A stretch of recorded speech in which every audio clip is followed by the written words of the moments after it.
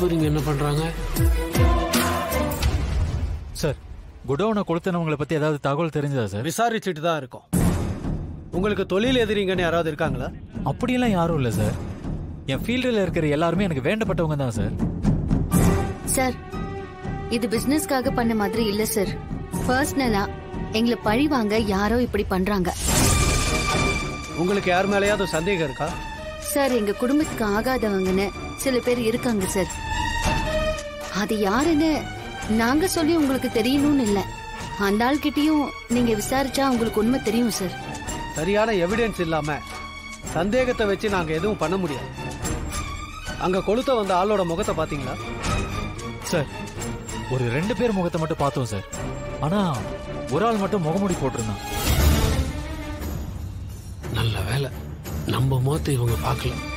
அநேகமா அந்த ஆளு தான் குடோனை எரிக்கிறதுக்கு ஆளை கூட்டிட்டு வந்திருக்கணும். சார், எங்களுக்கு தெரிஞ்ச ஆளா கூட இருக்கலாம் சார். அதனாலதான் அந்த ஆளு முகமூடி போட்டிருந்தான். இவன் என்ன போலீஸ்காரங்க மாதிரி சரியா யோசிக்கிறா? ஆனா அந்த முகமூடி போட்ட ஆளை கண்டுபிடிக்க ஒரு வழி இருக்கு சார். என்ன வழி? அந்த ஆளை திரும்ப பார்த்தா ஏதாவது அடையாளம் தெரியணும்னு அவன் கையில ஒரு கட்டையால சூடு வச்சேன். அந்த காயம் கண்டிப்பா அவன் கையில இருக்கும்.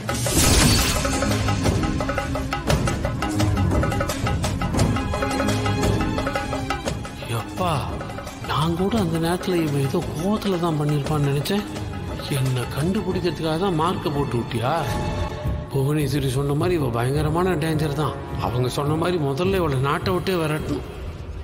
அந்த ஆளுங்க வெளியே கொளுத்துனானுங்க. தீ வந்து உள்ள பரவல.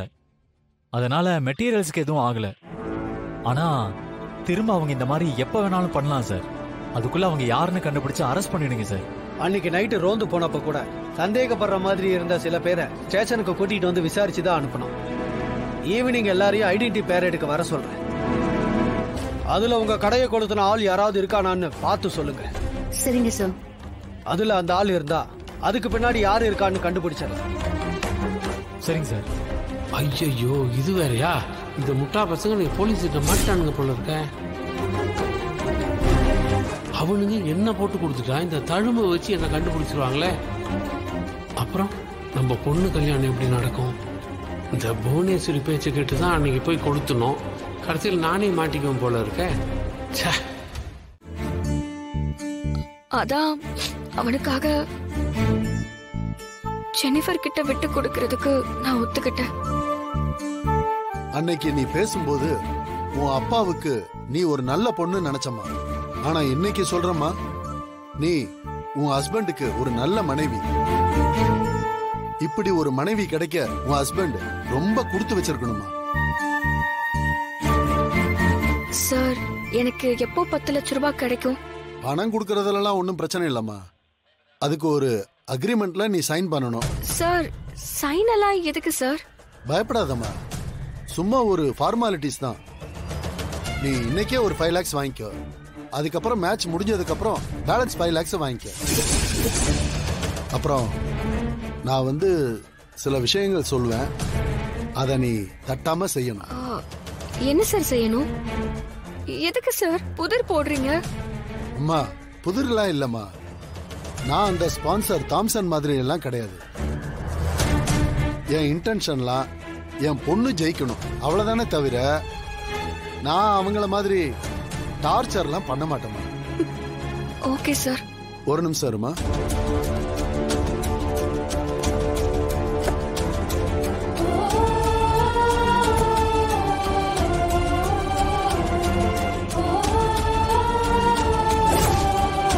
இந்தாம்மா, இதுல 5 லட்சம் ரூபா இருக்குமா.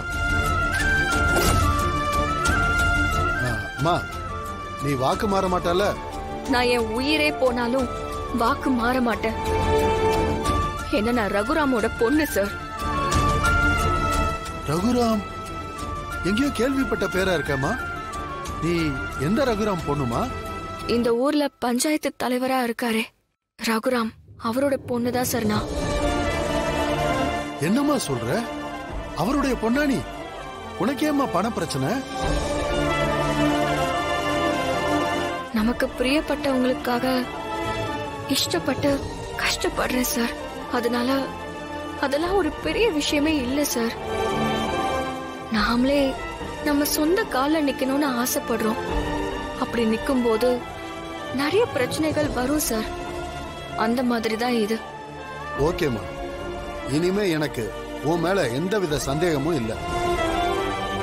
நீ ரகுராம் பொண்ணுங்கிறப்போ கண்டிப்பா வாக்கு தவற மாட்டேன். இனிமே எதுக்குமா அக்ரிமெண்ட் எல்லாம்? அதெல்லாம் தேவையில்லைம்மா. உன் மேல 100% எனக்கு நம்பிக்கை வந்துருச்சு. சரிங்க சார்,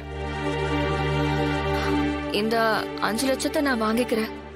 சரிடா, அங்க போய் ஒரு பெரிய வீடா எடுத்துக்கலாம். நீங்க மீட்டிங் போறப்போ நாங்க ஊரை சுத்தி பாத்துட்டு இருக்கோம். அப்புறம் ஒன்னா தங்கிட்டு ஒன்னாவே திரும்பி வந்துடலாம். அண்ணி ஒரு நிமிஷம் இருங்க. ஏய், இவ எதுக்கு போறா? பத்மா, சும்மா தேவையில்லாம இப்படி பண்ணிட்டு இருக்காத. அவங்க தனியா போயிட்டு வரட்டும். அதுல உனக்கு என்ன பிரச்சனை? ஏங்க, அவங்க பாட்டுக்கு அவங்க வேலையை பார்க்கட்டும். நம்ம பாதி வாழ்க்கை முடிஞ்சது. இது வரைக்கும் எங்கேயுமே போனதில்ல. இப்ப போயிட்டு வரலாமே. ஏய், அதுக்காக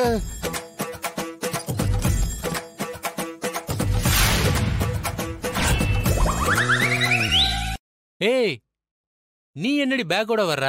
நம்ம பேக்கையும் எடுத்துட்டு வந்துட்டேங்க, நாமளும் போகலாம்.